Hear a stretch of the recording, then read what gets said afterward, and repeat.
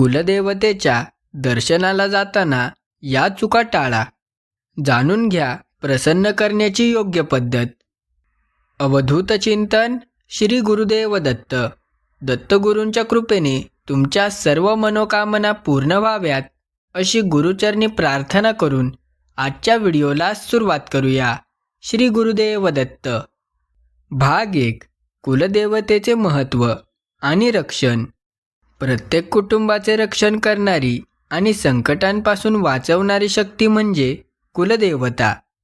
कुलदेवता हा शब्द कुल आणि देवता या 2 शब्दांनी बनलेला आहे. आपल्या आध्यात्मिक प्रगतीचा पाया कुलदेवतेच्या उपासनेपासून सुरू होतो. जेव्हा ही शक्ती जागृत होते तेव्हा कुटुंबातील सदस्यांची प्रगती होते आणि घरात सुख शांती नांदते. आध्यात्मिक उन्नतीसाठी कुलदेवतेची सेवा होणे अत्यंत आवश्यक आहे. आपल्या कुलातील दोष दूर करण्यासाठी आणि पावलोपावली सुरक्षित राहण्यासाठी कुलदेवतेचे स्मरण करणे महत्त्वाचे ठरते. जर आपण कुलदेवतेला प्रसन्न ठेवले तर जीवनातील अर्ध्याहून अधिक समस्या आपोआप सुटतात, असा अनेकांचा अनुभव आहे. म्हणूनच कुलदेवतेच्या 5 महत्त्वाच्या गोष्टी प्रत्येकाने आवर्जून पाळल्या पाहिजेत. भाग 2.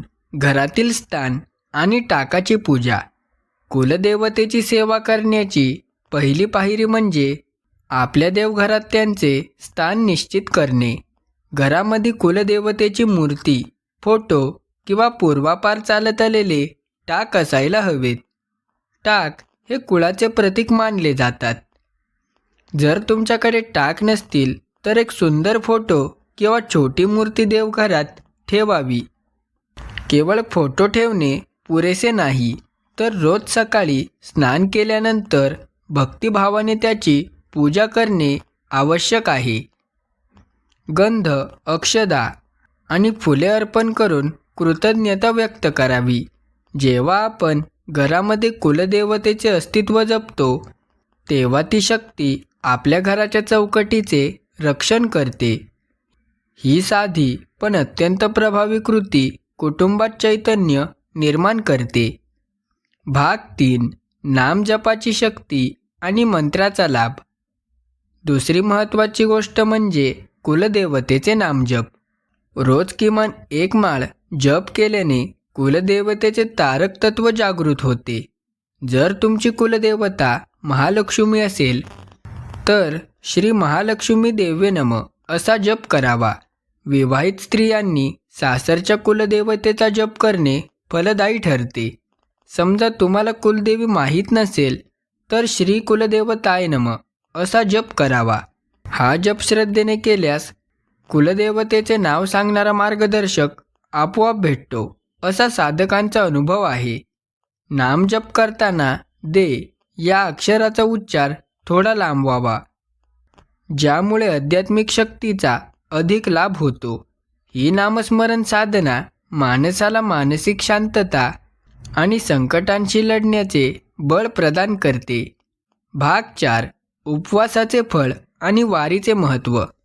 तिसरी महत्त्वाची गोष्ट म्हणजे कुलदेवतेच्या वारी उपवास करणे.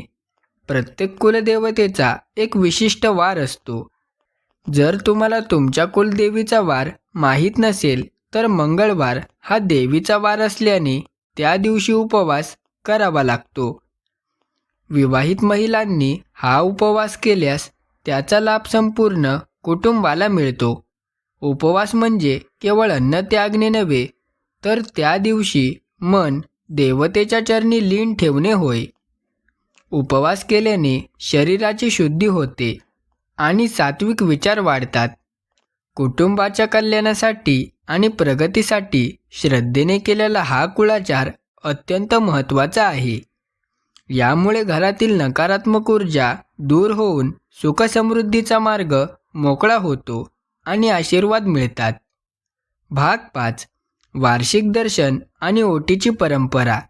चौथी गोष्ट म्हणजे वर्षातून एकदा तरी संपूर्ण कुटुंबाने कुलदेवतेच्या मूळ ठिकाणी जाऊन दर्शन घ्यावे. ज्या कुळात भगवंताने आपल्याला जन्माला घातले आहे त्या भूमीशी नाते जोडणे गरजेचे आहे. दर्शनाला गेल्यावर घरातील विवाहित महिलांनी देवीची खाना नारळाने ओटी भरावी. ओटी भरणे म्हणजे देवीला साद घालणे आणि तिचे मातृत्व स्वीकारणे होय. आपल्या मुलांचे शिक्षण, लग्न किंवा आजारपण यांसारख्या विषयात कुलदेवतेचा आशीर्वाद असणे आवश्यक असते. छत्रपती शिवाजी महाराजांनीही तुळजापूरच्या भवानी मातेची उपासना करूनच स्वराज्याची स्थापना केली होती. कुलदेवतेच्या दर्शनामुळे मनातील भीती नष्ट होते आणि नवीन कार्य करण्याची ऊर्जा मिळते. श्रद्धेची ही परंपरा पिढ्यानपिढ्या जिवंत ठेवावी. भाग 6. दर्शनासाठी जाताना घरची तयारी. 5वी सर्वात महत्त्वाची गोष्ट म्हणजे कुलदेवतेच्या दर्शनाला जाताना घरातून काय घेऊन जावे. जेव्हा तुम्ही तीर्थक्षेत्री जाण्याचे ठरवता तेव्हा प्रवासाला निघण्यापूर्वी घरातील देवांची मनोभावे पूजा करावी. कुलदेवतेला प्रार्थना करावी, हे माते, मी तुझ्या दर्शनाला येत आहे, मला आज्ञा दे. बाहेरचा तयार प्रसाद नेण्यापेक्षा आपल्या हाताने बनवलेला नैवेद्य नेणे अधिक श्रेष्ठ आहे. आई आपल्या मुलाच्या हाताने बनवलेल्या घासासाठी भुकेली असते. तसेच देवही प्रेमाचा भुकेला असतो. घरातून निघताना शुद्ध मनाने आणि उत्साहाने तयारी करावी. घराची स्वच्छता करून आणि देवासमोर धूप दाखवून प्रवासाची सुरुवात करणे शुभ मानले जाते. ही तयारी भक्तिभावाची पहिली पायरी आहे. भाग 7. घरगुती नैवेद्य महत्त्व आणि पदार्थ. दर्शनाला जाताना गव्हाच्या पिठाच्या 11 पुऱ्या आणि गूळ डाळ वापरून बनवलेले 11 लाडू सोबत न्यावेत. तसेच 1/2 किलो गुळाची ढेप सोबत ठेवावी. आपण अनेकदा मंदिराबाहेरून पेढे विकत घेऊन देवाला दाखवतो, पण त्यात आपल्या हातांचा स्पर्श आणि मेहनत नसते. आपल्या हाताने बनवलेल्या पदार्थात आपली भक्ती साठलेली असते. कुलदेवता ही आपल्या कुळाची आई आहे. ज्याप्रमाणे एखादा मुलगा हॉटेलचे जेवण आणण्यापेक्षा स्वतःच्या हाताने बनवलेले वरण भात आईला भरवतो, तेव्हा आईला जास्त आनंद होतो. तसेच देवालाही आपल्या घरच्या प्रसादाने आनंद मिळतो. भक्ती आणि प्रेमाने तयार केलेला हा नैवेद्य कुलदेवतेपर्यंत थेट पोहोचतो असा विश्वास ठेवावा. भाग 8. तीर्थक्षेत्री पूजा आणि नैवेद्य अर्पण. तीर्थक्षेत्री पोहोचल्यानंतर स्वच्छ स्नान करावे आणि मगच मंदिरात प्रवेश करावा. पुजाऱ्यांना विनंती करून तुम्ही घरातून आणलेला नैवेद्य देवीला अर्पण करावा. यावेळी डोळे मिटून मनापासून प्रार्थना करावी, हे माते, तू आमची रक्षण करता आहेस. आम्ही प्रेमाने आणलेले या नैवेद्याचा स्वीकार कर. हा क्षण अतिशय भावपूर्ण असावा. तुमचा नैवेद्य अर्पण करताना तुमच्या कुटुंबातील सर्व सदस्यांचे नाव घेऊन त्यांच्या कल्याणाची इच्छा प्रकट करावी. देवीला नैवेद्य दाखवताना आपला अहंकार बाजूला ठेवून शरण जावे. थोडा वेळ तो प्रसाद तिथेच ठेवल्याने त्यातील सात्विकता वाढते. हा विधी पूर्ण केल्यावर मनाला मिळणारे समाधान हे कोणत्याही मोठ्या यज्ञापेक्षा श्रेष्ठ असते. भाग 9. प्रसादाचे वाटप आणि गायीची सेवा. नैवेद्य दाखवून झाल्यानंतर तो प्रसाद पुन्हा सोबत घ्यावा आणि घरी आल्यावर आपल्या नातेवाईकांना, मित्रपरिवाराला वाटावा. प्रसादाचा काही भाग गायीला नक्की खाऊ घालावा. गायीमध्ये 33 कोटी देवांचा वास असतो असे मानले जाते. त्यामुळे गायीला दिलेला नैवेद्य थेट देवांपर्यंत पोहोचतो. कुलदेवतेचा प्रसाद वाटणे म्हणजे देवीचा आशीर्वाद सर्वांपर्यंत पोहोचवणे. यामुळे सामाजिक बंध जपले जातात आणि आपल्या घरातील समृद्धी वाढत जाते. प्रसादाचे महत्त्व केवळ खाण्यापुरती नसून त्यातून मिळणारी सात्विक ऊर्जा प्रत्येकाच्या आयुष्यात सकारात्मक बदल घडवून आणते. कुलदेवतेचे दर्शन घेऊन आल्यावर आपल्यासोबत तिचा अंशही घरी येतो. अशी श्रद्धा असल्याने प्रसादाचे पवित्र जपून ठेवावे. भाग 10. श्रद्धेची शक्ती आणि ईश्वर प्राप्ती.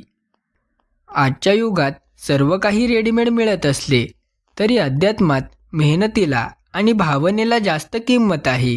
देव केवळ सोन्या चांदीच्या दागिन्यांना किंवा महागड्या प्रसादाचा भुकेला नसतो, तर तो आपल्या निस्सीम प्रेमाचा भुकेला असतो.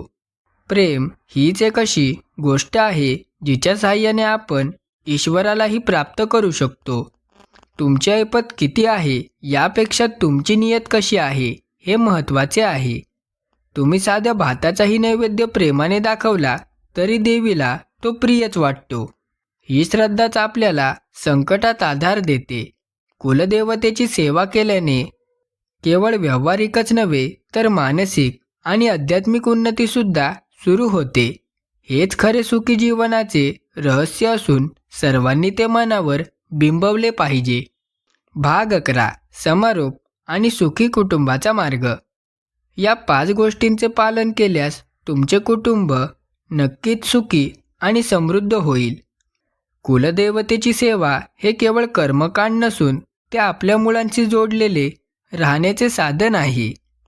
ज्या घरातून कुलदेवतेचा मान राखला जातो तिथे कधीही अन्नाची किंवा प्रेमाची कमतरता भासत नाही. हा व्हिडिओ तुम्हाला कसा वाटला हे कमेंटमध्ये नक्की सांगा. आणि दर्शनाला जाताना तुम्ही सोबत काय नेता तेही शेअर करा. अशाच आध्यात्मिक माहितीसाठी या चॅनलला सबस्क्राईब करा आणि बेल आयकॉन दाबा. आपल्या कुळाची परंपरा अभिमानाने पुढे चालवूया आणि कुलदेवतेच्या कृपेने आयुष्य आनंदमय बनवूया. सर्वांना कुलदेवतेचा आशीर्वाद मिळो हीच सदिच्छा. धन्यवाद. पुन्हा भेटूया अशाच एका नवीन आणि माहितीपूर्व विषयासह. तुमची कुलदेवी कोणती आहे आम्हाला कमेंट करून नक्की सांगा.